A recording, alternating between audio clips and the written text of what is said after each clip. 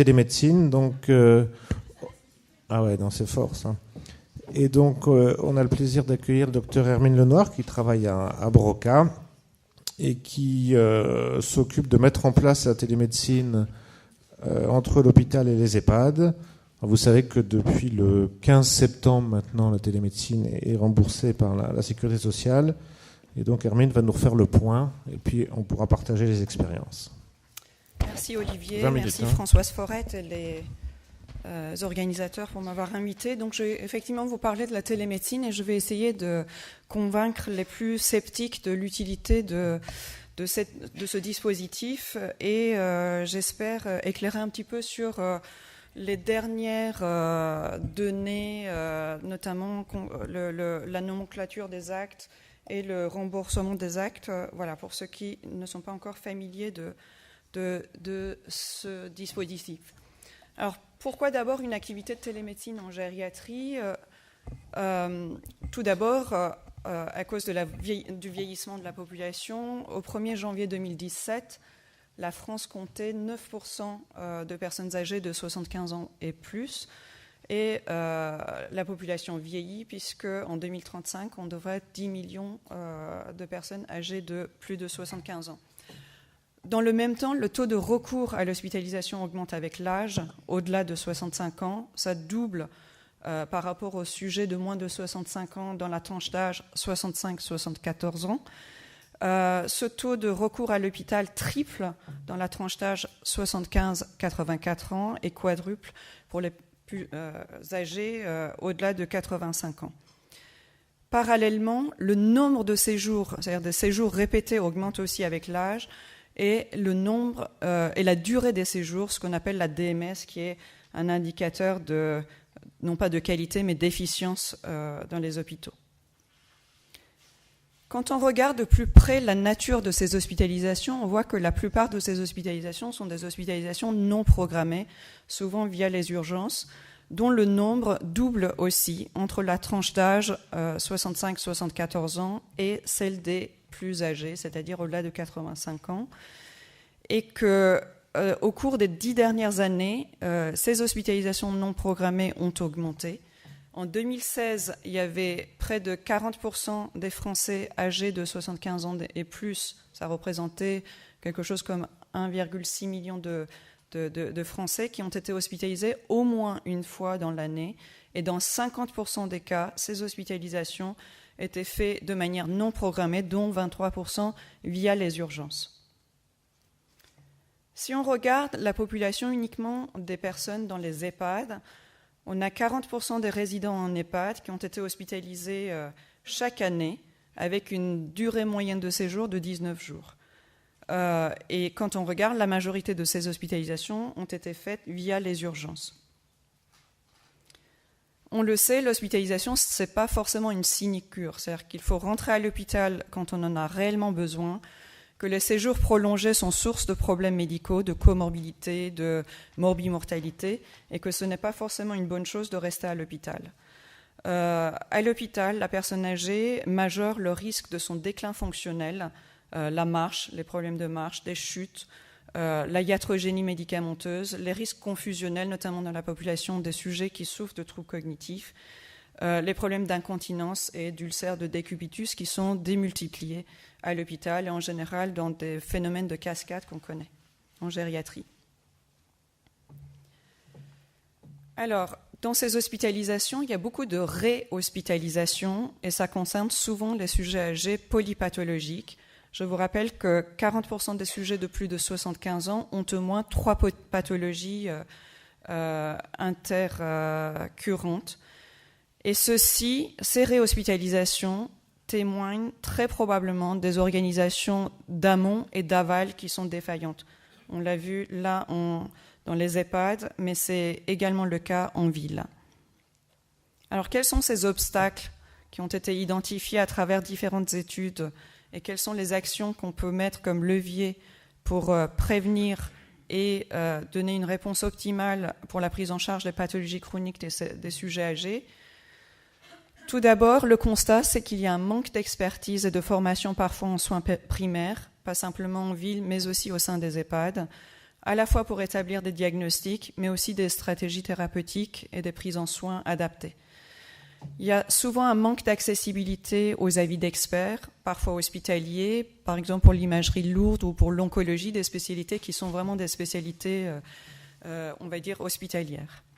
Souvent, et ma collègue l'a rappelé par sa présentation-là, il y a un défaut de communication à la fois entre les partenaires de santé paramédicaux, mais aussi entre les partenaires de santé paramédicaux et les médecins. Comme vous le savez, la démographie médicale a beaucoup évolué au cours des dernières années avec le départ à la retraite des médecins généralistes qui ne sont pas forcément remplacés. Les visites sont de moins en moins fréquentes aussi, même s'il y a la création de ces maisons médicales qui devraient apporter une réponse à la prise en charge de la population. Néanmoins, les visites sont parfois importantes en population gériatrique. Or, il y en a de moins en moins, notamment dans les grandes villes comme Paris. Et les moyens de suivi alternatifs sont pour l'instant assez peu satisfaisants. Le téléphone, la messagerie posent des problèmes de sécurité et notamment de la valorisation de ces activités qui sont finalement peu attrayants, extrêmement chronophages pour les soignants et qui sont parfois abandonnés ou qui ne sont pas satisfaisants simplement pour assurer le suivi de qualité par manque d'informations concernant le patient. Et puis, dernier écueil, c'est le faible recours des personnes âgées elles-mêmes aux nouvelles technologies de télésurveillance ou de télésuivi des problèmes médicaux. Notamment en France, ce n'est pas encore quelque chose qui fait partie, on va dire, des usages des personnes âgées, même si vous avez des personnes qui sont très appétentes pour cette nouvelle technologie, ce n'est pas quand même la règle générale. Alors, la télémédecine apporte une réponse en fait à chacun de ces problèmes observés. D'abord et tout d'abord par l'amélioration des collaborations entre les paramédicaux, les infirmières, avec les médecins généralistes et l'hôpital.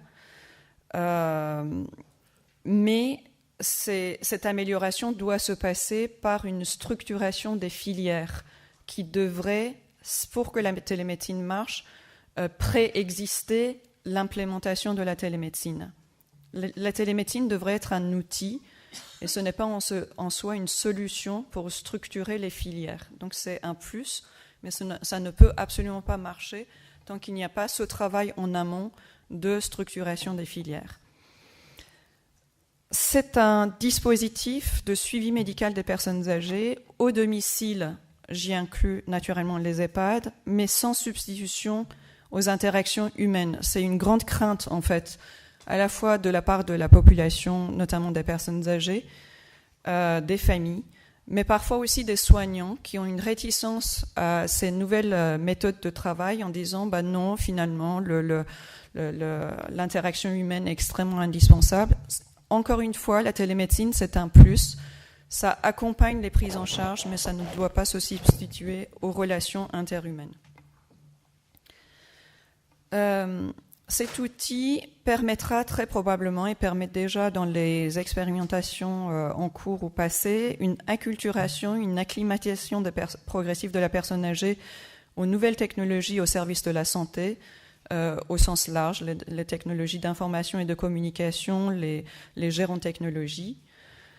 Ça permettrait une meilleure formation des médecins, des paramédicaux, les infirmières, mais aussi les aides-soignantes, à certaines spécialités. Ça permettrait d'autonomiser notamment ce personnel soignant dans la prise en soin des malades et permettre de rompre aussi le sentiment d'isolement et d'incompétence des soignants. Là, on parlait des infirmières de nuit et le fait que les infirmières de nuit, parfois, se sentaient aussi isolées puisqu'ils n'ont pas eu des directives dans la journée. La télémédecine permet peut-être d'apporter une réponse assez vide, on va dire, de filière ou de structuration des soins. Alors la télémédecine permettrait probablement une réduction du taux de recours aux urgences. Alors je dis probablement puisque intuitivement on peut se dire que la télémédecine devrait diminuer le taux de recours aux urgences, mais en fait quand on regarde la bibliographie des expériences passées, on voit des données contradictoires. Il y a des centres qui, à partir du moment où il y a eu l'installation de la télémédecine, ont vu s'envoler finalement le taux d'hospitalisation et parfois du recours aux urgences. Et on peut expliquer cela par le fait que justement c'était des unités ou des EHPAD ou parfois des médecins généralistes qui ont eu recours à cet outil, qui n'avaient justement pas de filière naturelle de prise en charge. Et le fait d'avoir tout d'un coup un outil qui leur permettait d'être face à face de l'autre côté avec un expert, permettait de mettre en route une certaine filière et facilitait justement les hospitalisations. Et du coup, on voyait dans certaines études s'envoler vraiment le nombre d'hospitalisations. Alors cette fois-ci programmées et non pas forcément via les urgences, mais ça peut être un écueil de ces outils de télémédecine. Là encore une fois, c'est toute l'importance de mettre en place ces filières avant de démarrer cette expérimentation dans vos centres.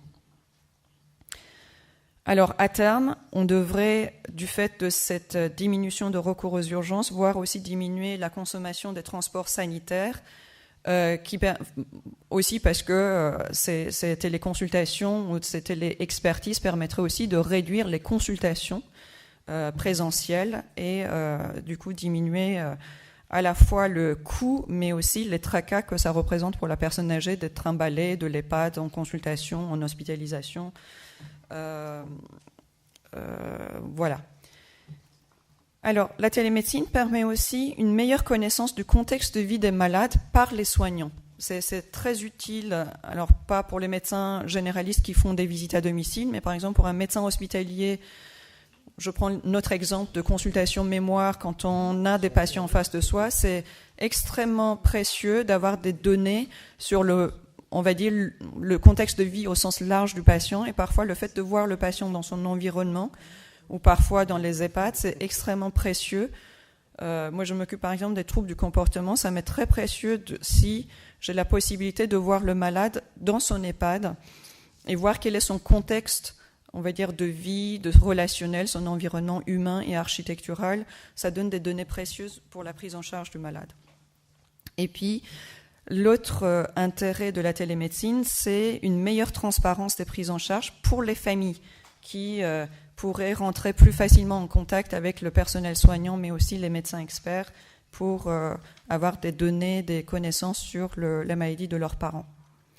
Alors, les domaines médicaux de prise en charge de la télémédecine en gériatrie sont extrêmement vastes. Ça va des soins d'escarres, de plaies, du suivi du diabète ou d'autres maladies chroniques cardiovasculaires, les symptômes psychocomportementaux des maladies neurocognitives, les douleurs chroniques, les soins palliatifs, l'oncogériatrie et la conciliation médicamenteuse.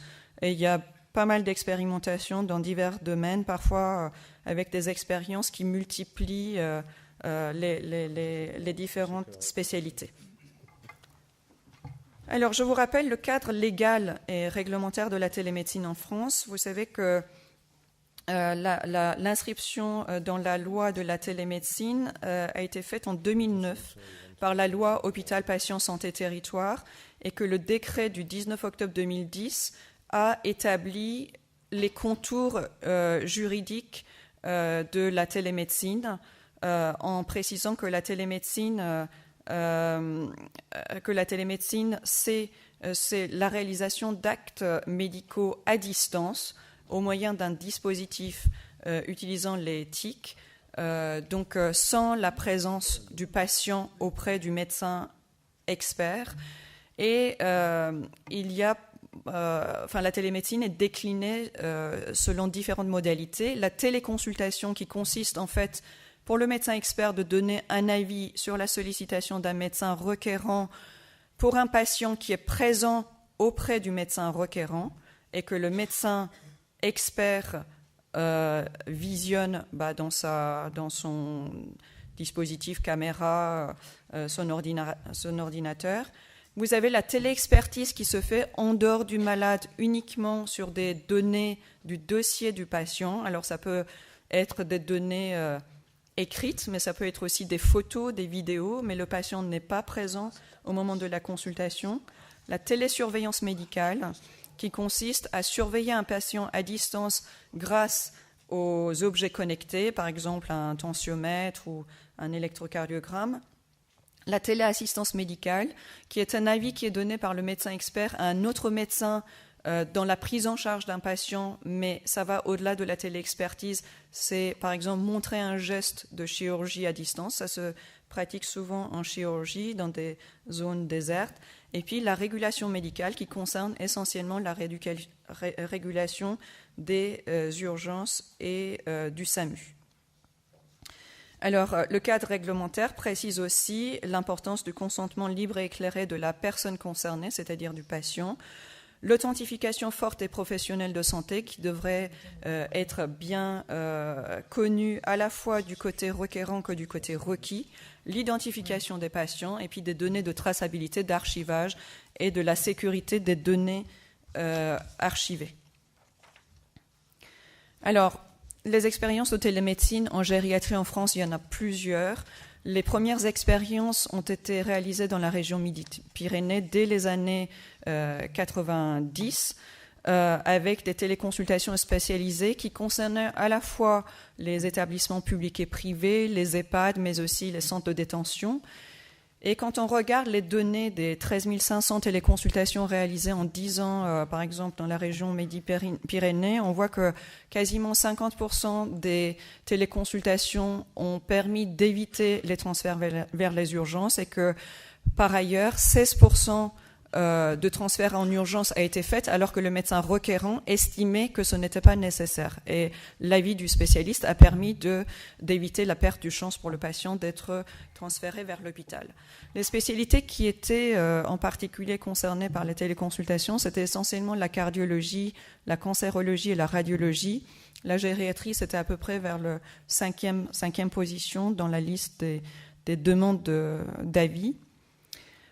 En Île-de-France, il y a, je pense que les uns et les autres ont entendu parler du réseau de télémédecine Télégéria qui était faite dans le cadre d'une expérimentation financée par l'Agence régionale de la santé entre l'hôpital européen Georges Pompidou, l'hôpital Vaugirard Gabriel Palaise et les EHPAD du Centre d'action sociale de la ville de Paris et d'Île-de-France, 2 EHPAD d'Île-de-France.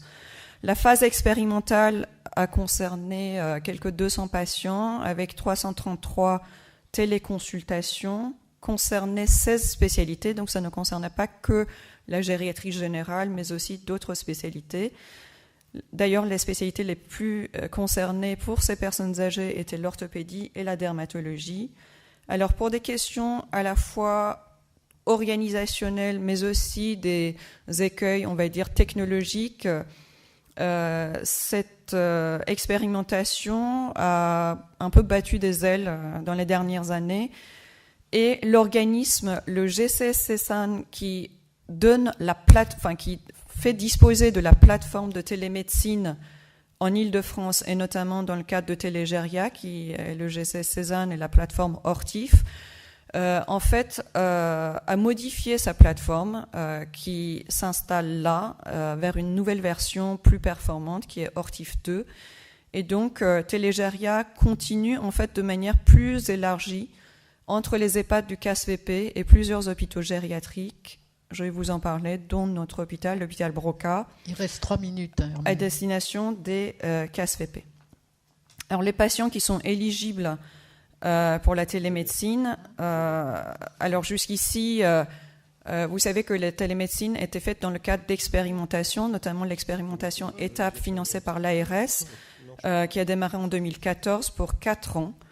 Et les patients éligibles, ce sont des patients résidant dans des structures médico-sociales comme les EHPAD, les patients pris en charge au titre des affections de longue durée, en ville, mais dont l'EHPAD, et en consultation externe à l'hôpital. Il n'y a plus d'obligation de contractualiser avec l'ARS si vous avez des projets de télémédecine. Une convention est conclue entre le requis et requérant sans transmission à l'ARS, cette fois-ci, et les intervenants requis adressent une déclaration type d'activité simplement à l'ARS à titre d'information. Alors aujourd'hui, vous savez que depuis le 15 septembre dernier, la téléconsultation, c'est-à-dire le fait de voir le patient en visu, est rentré dans le droit commun de la sécurité sociale avec une nomenclature des actes. Et le tarif est fixé à 25 € à l'instar de la consultation d'un médecin généraliste et parfois 30 € quand il s'agit des consultations complexes, par exemple les cicatrisations des plaies. Sachez simplement, pour ceux qui ont des projets de télémédecine, que pour l'instant, la téléexpertise continue à être prise en charge dans le cadre de l'expérimentation étape et non pas dans le droit commun, et que la téléexpertise devrait rentrer dans le droit commun au cours de l'année 2019 à 2020, avec un déploiement échelonné, avec des tarifs qui sont également échelonnés sur 2 niveaux. Premier niveau de 12 € pour le requis et 5 € pour le requérant, et de 20 € pour les situations complexes. Là aussi, ça concerne essentiellement la psychogériatrie, mais aussi la cicatrisation des plaies, et 10 € pour le requérant pour la téléexpertise. Juste un mot de notre projet à l'hôpital Broca. Donc, on fait partie également de plusieurs hôpitaux de l'assistance publique hôpitaux de Paris notamment, qui démarront un projet de téléexpertise sur plusieurs axes. Donc, vous les voyez, ce sont les axes dont je vous ai parlé tout à l'heure. Actuellement pour les EHPAD et dans un second temps pour le domicile.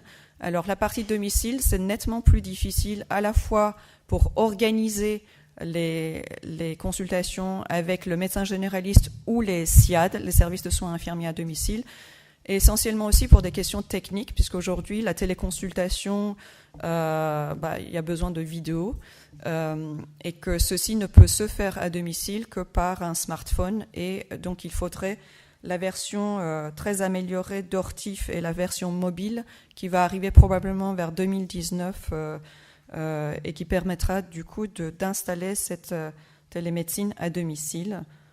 Je vais en rester là. Je vous remercie.